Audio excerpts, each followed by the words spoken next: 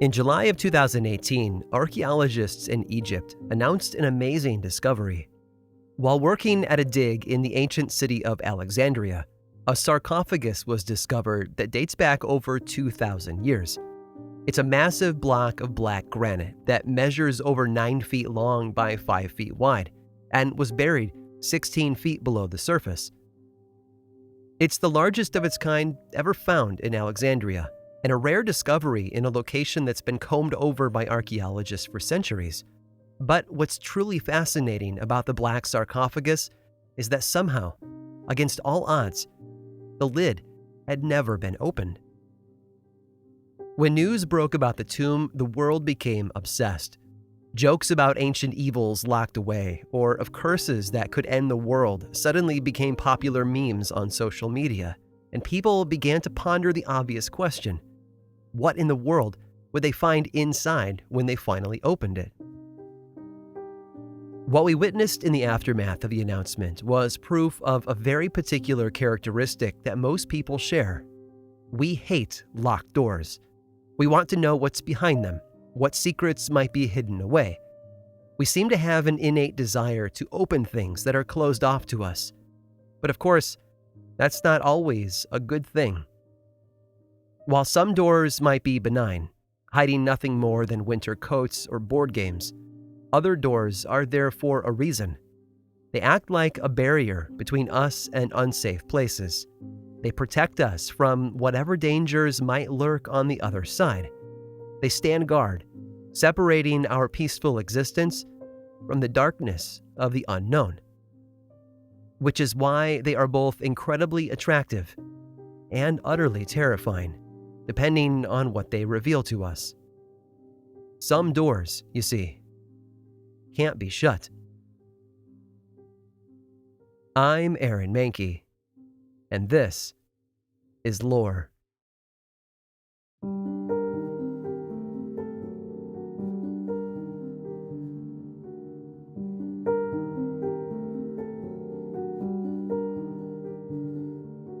It's a small town, and it always has been. That's pretty common for most of upstate New York, though. It's a land of mountains and lakes, and lots of trees. Sure, the vast wildness of it all is broken up here and there by human civilization. Places like Rochester and Syracuse come to mind, but for the most part, there's not a lot going on. And that was just as true in the middle of the 19th century as it is today, if not more so. Most accounts of the period describe the area as barely settled, and the folks who lived there were cut from a rougher cloth. There were always exceptions, for sure, but not in Arcadia. That whole region, by the way, the land between Lake Ontario and the Adirondacks, has long been referred to as the burned-over district. It's a term coined by Charles Grandison Finney back in the mid-1800s to describe the constant waves of religion that seemed to crash over the area. Finney likened it to a forest fire, and after a while, the folks there were honestly just burned out on it all. But a forest fire doesn't just consume all of the trees and undergrowth. It also lays the groundwork for something new by fertilizing and revitalizing the soil. So even though the region had already played host to countless Methodist circuit riders, the birth of Mormonism and the spread of the Millerites, it was impossible to say they'd sworn off religion entirely. Time would tell. In the cold months that straddled 1847 and 1848, Western New York was experiencing one of their worst winters to date. In fact, as one local newspaper reported, people had become so consumed by the harsh cold and bitter weather that most of them forgot that Christmas was approaching. That's when John and Margaret arrived, along with their 2 children. Their 4 oldest had already grown up and moved out, and they were looking to make a fresh start. Their oldest son, David, owned a farm just outside of Arcadia, and their plan was to build a house near him and put down roots. But winter had stalled the construction, so when they arrived in the tiny hamlet, they were forced to find lodgings elsewhere. What they found was a tiny house on the edge of town, owned by one of the original settlers of the area, a man named Dr. Henry Hyde. It was a simple house, with 2 open rooms in the front, split by a set of stairs that led to the second floor and a pair of bedrooms. There was a large pantry, a kitchen, and a cellar. It wasn't ideal, but for a family of 4, it would work until the new house was ready. The family was Methodist by association. John worked as a blacksmith, and while I can't find any descriptions of the type of work he did, it said that he was an intense and inward sort of man who most people found to be pretty disagreeable. His wife, Margaret, was the opposite of all of that. She was social and talkative, known to be kind-hearted and a pleasure to be around. Their 2 daughters, Maggie and Catherine, were 14 and 10, respectively, although the youngest would turn 11 a few weeks after the move. And honestly, there was nothing special about the family or their home. They were just one more clan of settlers who had decided the burned-over district would be their new home. By spring, though, all of that would change. In the middle of March of 1848, John and Margaret climbed into bed after a long day of hard work. I can almost imagine the cold sheets against tired muscles and that wave of exhaustion that hits you the moment you lay your head on the pillow. But they weren't going to get sleep just yet, because that's when they heard a knock. It wasn't a knock at the door, though. That might have been expected, however unusual for such a late hour. No, this knocking came from somewhere inside the house. They ignored it for a few minutes, thinking that the house was just settling, but it continued long enough to pull all of them, even the 2 girls, out of bed. Together, they searched the house, but came up empty-handed. Frustrated, they went back to bed and eventually managed to fall asleep, but the knocking didn't stop, and it returned the following night, and the one after that. Night after night, the family would climb into bed at the end of their day, only to be disturbed by the mysterious knocking sounds. On Friday, March 31st, though, things changed. The family had retired to bed early, hoping to get enough sleep before the disturbances began again, but the knocking returned right on schedule. All 4 of them were awake at this point and discussing what they should do when the youngest daughter, Catherine, tried imitating the sounds by snapping her fingers. When she did, the knock sounded back, as if in reply. Maggie, the older of the 2, tried something new. She spoke out loud and asked whoever it was that was responsible for the knocking to imitate her. Then she clapped her hands 4 times. In response, 4 knocks sounded out in the house. Both of the children were unsettled by this, but their mother seemed intrigued. So intrigued that she began experimenting with the sounds. "Count to 10, she called out, and then in response, 10 slow knocks were heard. Clearly, someone was hiding in their house, perhaps in the cellar, and she had their attention. So she tried a more difficult challenge. She asked for a series of knocks that would correspond to the ages of her children. It took a while, but who or whatever it was doing the knocking delivered on that challenge. 6 sets of knocks sounded off the ages of each of Margaret's 6 children. But then, after a short pause, a new set of just 3 knocks was added on. Margaret was stunned. They had 6 children, but the knocks had come in 7 groupings. She wasn't stunned because it was incorrect, though. Quite the opposite, in fact. You see, John and Margaret once did have 7 children, but one of them passed away at a very young age. Just how young? 3. Just like the 3 mysterious knocks.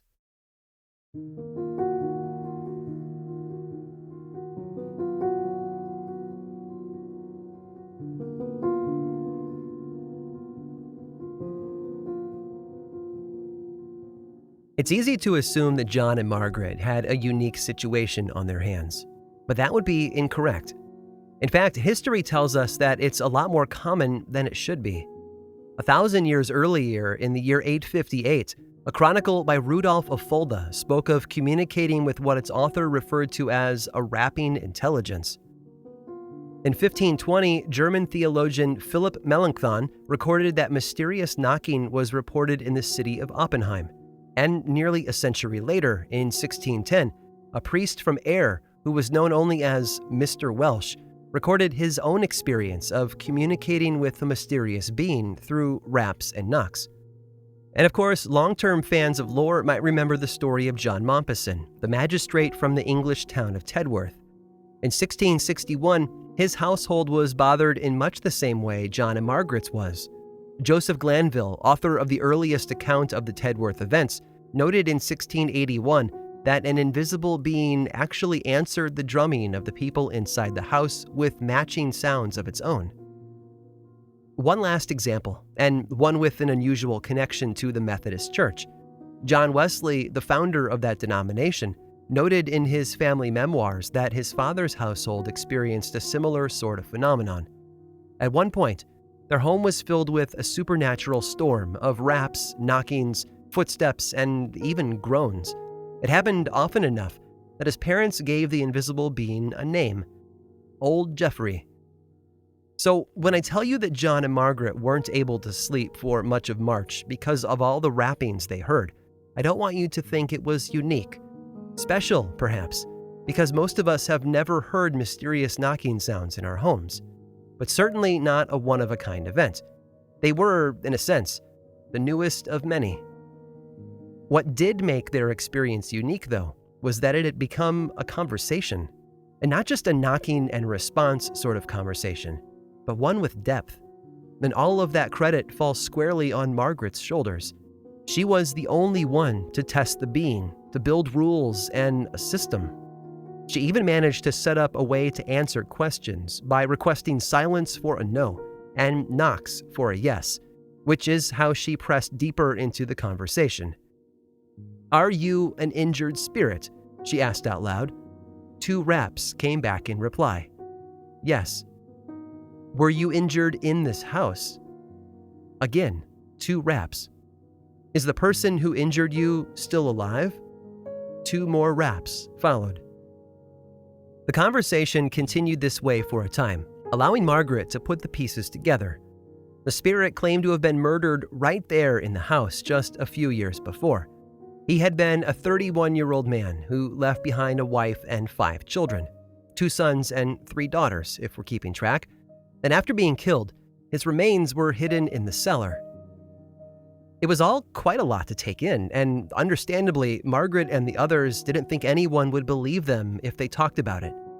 Instead, they decided to show someone, to let them experience firsthand the same thing they had heard, which is why, despite the late hour, Margaret sent John out into the cold night air to fetch their neighbor, Mary Redfield. Mary was known to be a level-headed woman who spoke her mind. Surely she would bring a skeptical view into an unusual situation. She later reported that while she had heard of the nightly knockings from John and Margaret's daughters earlier that winter, she had never taken it seriously. But all that changed the moment Mary asked out loud for the spirit to knock 5 times. And it complied. It was a moment that triggered an avalanche, and their lives would never be the same. Mary called for her husband to join them, but others followed as well. Before midnight, there were at least 15 neighbors inside the house, all listening to the spirit reply to questions and give more details about its dark past. The next day, Saturday, April 1st, those 15 people told others, and by the time the sun set, the little house was packed with close to 300 eager observers. That's 300 fresh sets of eyes and ears, 300 new minds to process everything they experienced, and 300 hearts thumping loudly from the thrill of it all. Of course, in a sample size that large, there are bound to be doubters. Even hearing the rappings with their own ears wasn't good enough for many of the people there that night. They suspected fraud, as any of us might today. So they did the only logical thing they could think of. They searched the house from top to bottom. Try as they might, though, no one was able to find a hidden prankster. They looked in every corner and crawl space, even splitting up to see if they could catch the culprit on the move. But not a single piece of physical evidence was found that could expose the fraud. At one point, everyone left the bedroom where the rappings had been heard, and then the door was locked. Then they gathered in the room directly beneath it and called out for more answers. The knocking responded in the usual way, clearly coming from the bedroom above. It was frustrating, I'm sure. Everyone could hear the sounds. Dozens and dozens of visitors with nothing to gain by joining up with Margaret and John would all go on record as having witnessed it all personally. But despite their attempts to explain it all away with logic and reason, they had come up empty. And that was a problem. Because if they couldn't find a natural explanation, all that was left was the supernatural.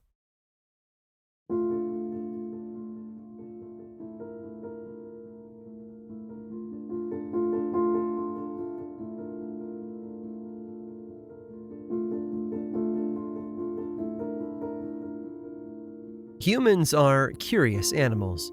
When presented with a riddle, our minds race to find a solution. When questions remain unanswered, we take enjoyment from the process of digging deeper to close the loop. We love story, sure, but at the end of the day, what we want most of all is the truth.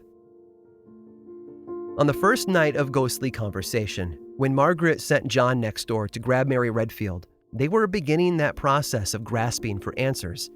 Mary, to her credit, arrived as a skeptic, but the events she witnessed quickly turned that doubt into belief. In response, she dashed out of the house to grab another friend of hers, Mrs. Dusler. At this friend's request, her husband, Mr. Dusler, came along. He was a lot like Mary had been. He was full of doubt, even going as far as to mock the very idea of communicating with spirits. But by the time he and his wife arrived on March 31st, there was already a crowd in the house, and that made him curious. In fact, most of the people who had come to visit refused to step foot into the bedroom where the knocking had been taking place. Maybe Dusler saw that as a challenge, or perhaps all of that communal fear wore down his initial skepticism. Whatever it was, shortly after arriving, Dusler was standing in the bedroom, calling out questions to the unseen entity and recording his answers. Some of the questions repeated things that Margaret had already learned, but Dusler seemed to dig deeper than she had. He uncovered the story of the spirit's untimely death inside the house, but he also managed to pull in more details to paint a bigger picture. One new clue turned out to be the dead man's occupation. He'd been a peddler. Today we have online shopping and the local market to take care of our needs, but in 1848 things were a bit different. If your town didn't have a general store, you'd have to travel far out of your way to find the nearest one, where you would then purchase the things that you needed. Food, supplies, clothing, all of those items waited for you in a far-off shop. Peddlers tried to meet the more immediate needs of people living far from a general store. They were traveling salespeople, equipped with a wagon or a cart full of goods, who would arrive in town to sell what they could before wandering off to the next place. They carried important items with them, as well as non-essential valuables, and of course, a good pocket full of cash from all their business. Peddlers are pretty common in folklore in general. They take a lot of different shapes, but they always stand in for the outsider, and their ability to appear and disappear with more freedom than the people rooted in the town made them a bit more mysterious than most. Dusler uncovered a lot of the same information about the peddler as Margaret had, such as the fact that he left a family behind. But he added initials for the man's name, C.R. And according to the spirit, the motive for his murder was the trunk full of valuables, as well as the $500 in cash he carried on his person. The murder took place on a Tuesday night years before. He had been given a place to stay in the house, and his host had run a butcher's knife across his throat. It was a startling accusation, so naturally everyone gathered there began to wonder which of the house's previous owners had been the killer. Together they were able to assemble a list, beginning with John and Margaret and working their way backwards. Each name was read aloud for the spirit, and then the crowd would hold their breath and wait for the knocking that signaled the correct name. Finally, they found one. John C. Bell. It was a name that made a lot of sense to a lot of people. The Bells had lived in the house for a few years, but about 5 years prior to 1847, they had packed up and left town without a word.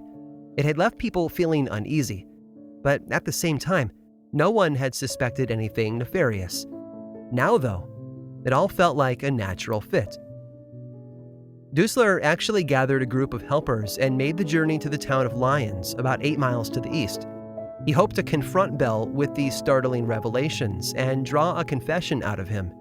But when they arrived on the man's doorstep, Bell denied any involvement in a murder, which left the burden of proof on Dusler and the others. If they couldn't get a confession, they would just have to find evidence that could stand up in court. Then the justice system could take over. To that end, they returned to John and Margaret's house and began a search for the peddler's body. The clues they would need, just like the clues that identified John C. Bell as the killer, would come from the invisible spirit in the house. Among the details that had been uncovered the first night was the location of the body. The peddler, knocking in response to questions asked out loud, told everyone that his body was in the cellar. So that's where they began their search. Dusler sent Mary Redfield's husband Charles into the cellar and told him to walk around slowly. They asked the spirit to knock when Charles was standing over the burial site. It was a paranormal metal detector, except this one was constructed of human beings, and the buried treasure would be a dead peddler. Digging didn't net them anything, though. Less than 3 feet down, the workers hit groundwater. A pump was brought in to help the men dig deeper, but the hole just continued to fill up. Assuming they were fighting a losing battle against the spring thaw, they decided to wait until summer, when the ground would be more dry. When they reconvened a couple of months later, digging was much easier. 5 feet down, they struck a wooden plank, something that should not have been there unless someone had buried it. Removing it, they dug deeper, and that's when they struck gold, metaphorically speaking, of course. There, in the dirt, was a grisly collection, a large amount of burnt charcoal, a few small fragments of bone, and something much more sinister and out of place. Several human teeth.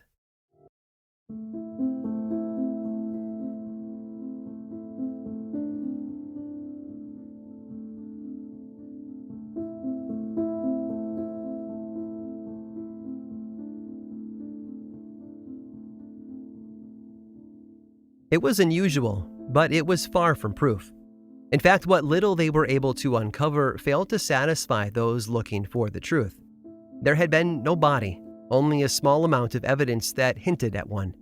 It was the smoking gun without the gun itself, just a thin curl of smoke hanging in the air, and that made it impossible to consider the matter closed and done. It was enough to cause some people to doubt the situation entirely. They believed that there were simply natural noises in the house that had been misinterpreted as some sort of communication from the other world, leading the neighborhood to fall down a rabbit trail of murder and cover-up. But there were other things that pointed toward it all being true. First, there's the testimony of a woman named Lucretia Pulver. She had lived with the Bells for a while right around the time the murder was supposed to have taken place. According to her, a peddler did indeed arrive at the house one day. She described him as perhaps 30 years of age, dressed in light gray pants and a black coat. She recalled the peddler talking with the Bells, showing them his various items for sale and making small talk. Lucretia seemed to think that perhaps the Bells knew the peddler already, perhaps from prior visits or maybe through a family connection. So she felt that she could trust the stranger enough to buy something from him. Before she could, the Bells abruptly fired her and kicked her out. They claimed it was because they lacked the money to pay her, but that if they were ever in need, they would call her back for small jobs. Lucretia was forced to return to her mother's house until she could find new employment, but asked the peddler to come visit her there so she could buy an item she was interested in. The peddler agreed to stop by that very night. He never showed up, though. In fact, he seemed to have vanished from town completely. 3 days later, she was called back over to the Bells' house to resume her duties there. But things felt odd. There was tension in the air, and certain clues seemed to jump out at her. First, Mrs. Bell, the woman who had fired her due to lack of funds, had a fun time showing off all of the new items she claimed to have purchased from the peddler.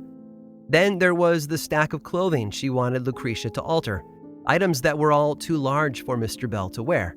Included in the mix was a pair of light gray pants and a black coat. While she was there doing her work, Mr. Bell spent most of his time in the cellar. Mrs. Bell claimed that rats had been digging up the dirt floor down there, and he was carting in loads of fresh dirt to fill in the damaged area.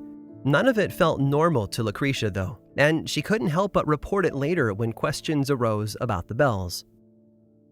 One of the Bells' friends was a woman named Ann Pulver, who also happened to be Lucretia's mother.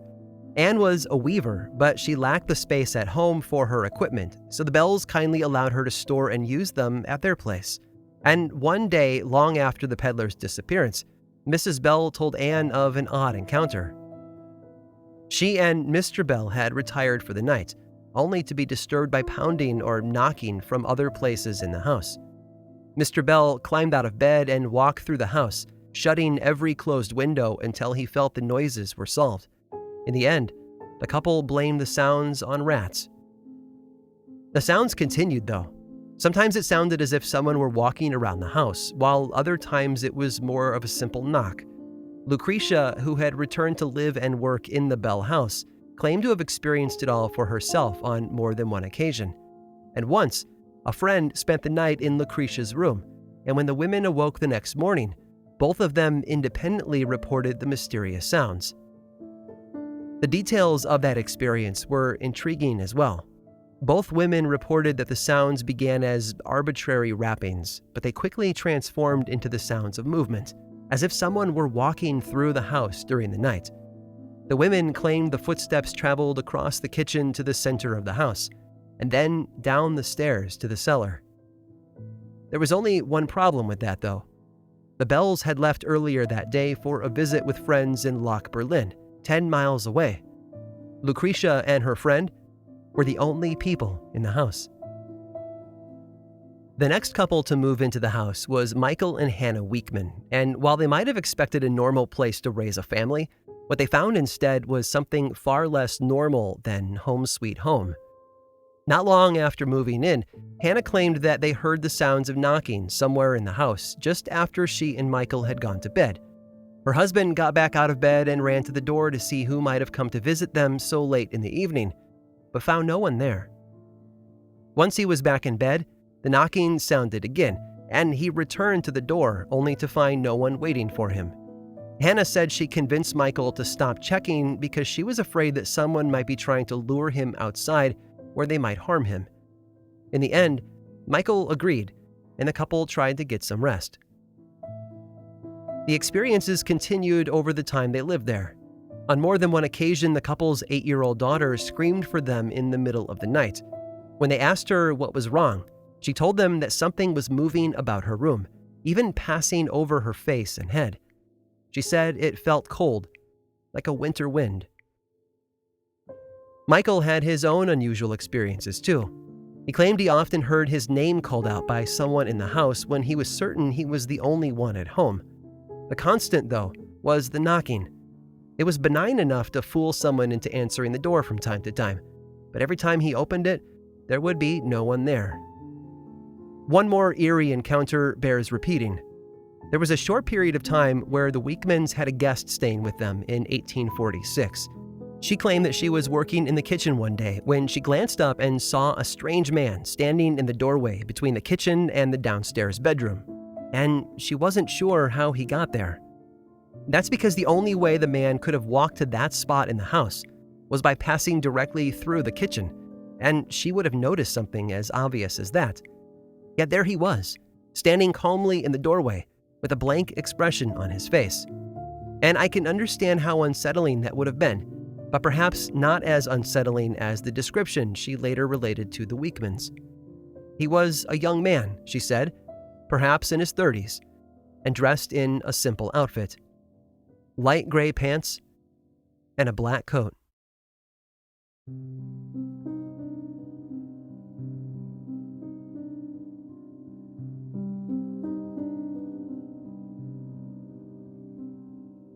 I'll admit that the house John and Margaret moved into came with a lot of baggage. The trouble is, it all gets a bit murky when we throw in the mysterious knocking sounds and the apparent communication with the spirit causing it all.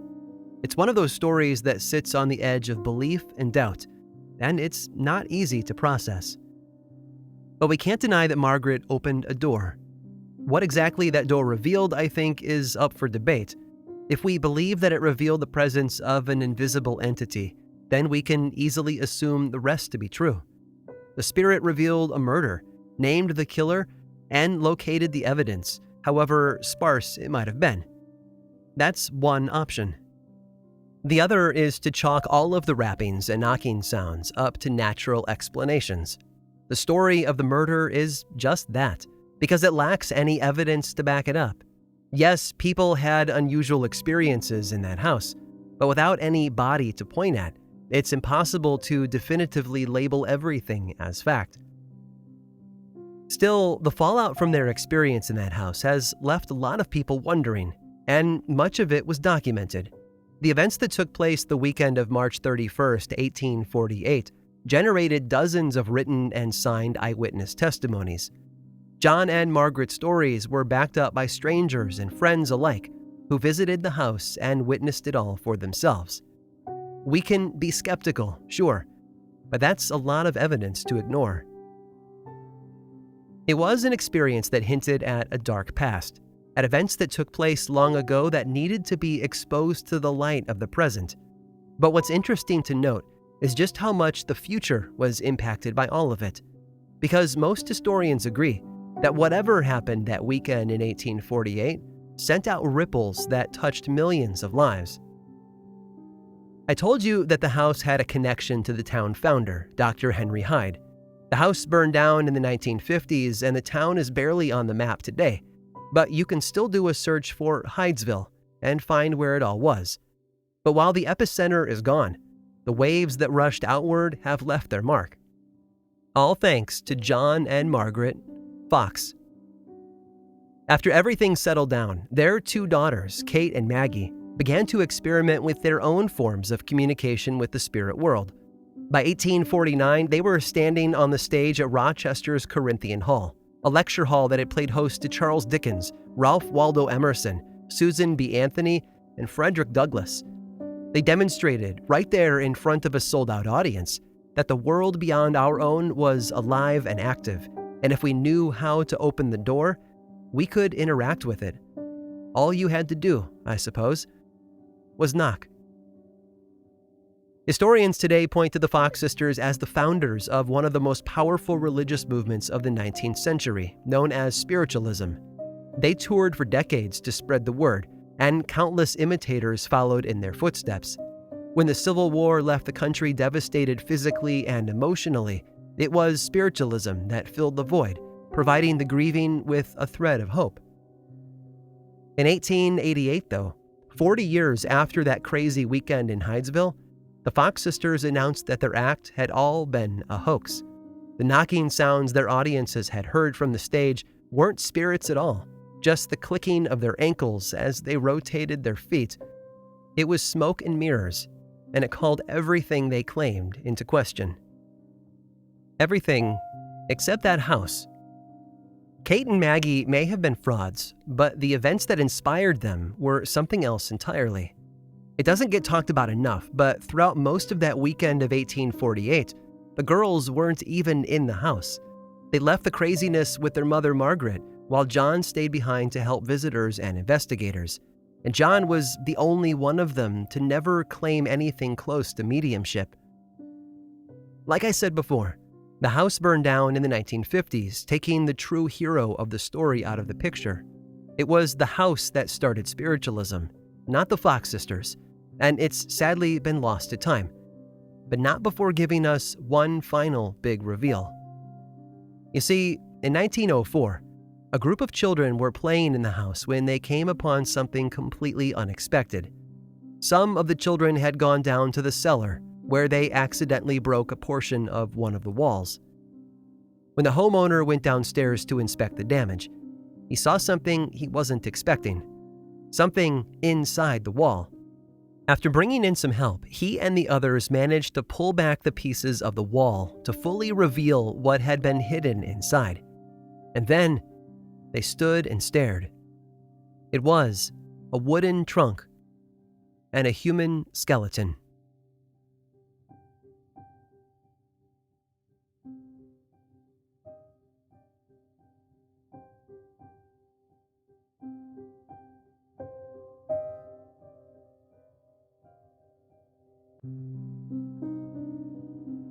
Everyone loves a good origin story, so I hope you enjoy the tale behind the rise of the mysterious Fox sisters. But before you assume there are no more skeletons in the closet, so to speak, I have one more tale to tell you about that family. Stick around after this short break to hear all about it.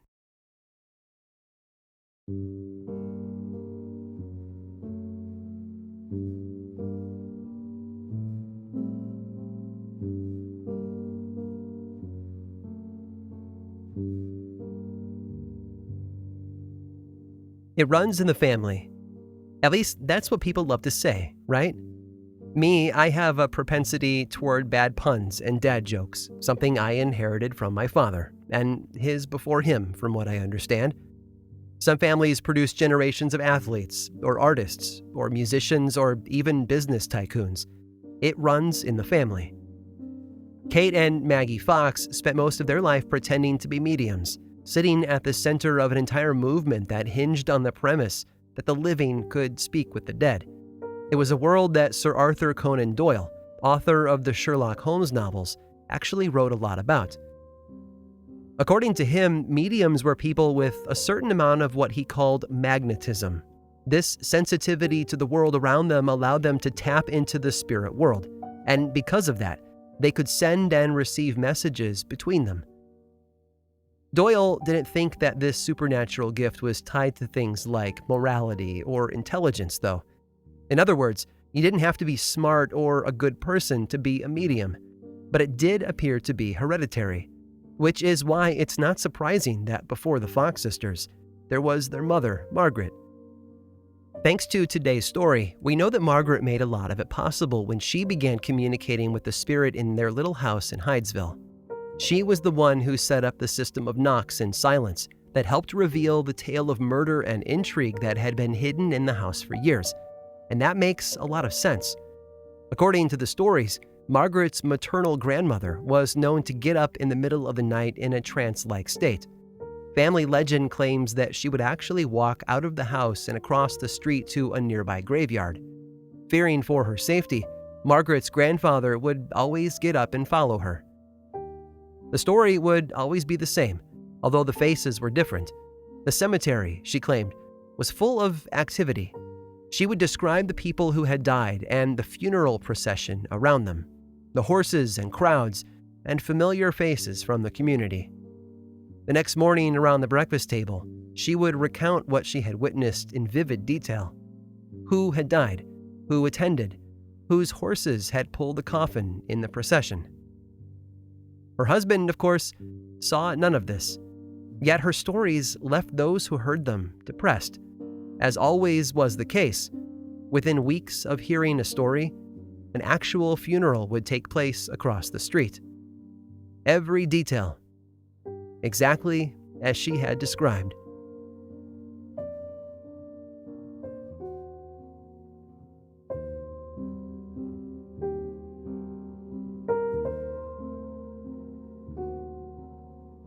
This episode of Lore was written and produced by me, Aaron Mahnke, with research by Sam Alberty and music by Chad Lawson. Speaking of, the music in today's episode is an original album just recorded by Chad Lawson called Home Sweet Home. It will be available for streaming and download purchase on November 2nd, but you can pre-order it right now. You can head over to chadlawson.com/lore to learn all about it.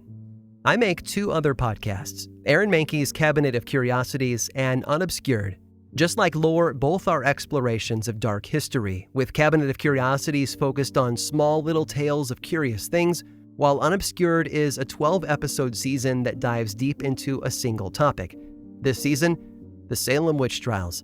I write and narrate both of them, and I think you'd love them, so check them out. Lore exists outside this podcast, too. There's a Lore book series in bookstores around the country and online, and a Lore TV show on Amazon Prime Video. The second season came out on October 19th, and it's just waiting for you to check out if you want more lore in your life. You can always learn about everything going on over in one central place, theworldoflore.com/now. And if you're a social media person, you can follow the show on Twitter, Facebook, and Instagram. Just search for Lore Podcast, all one word, and then click that follow button. When you do, say hi. I like it when people say hi. And as always, thanks for listening.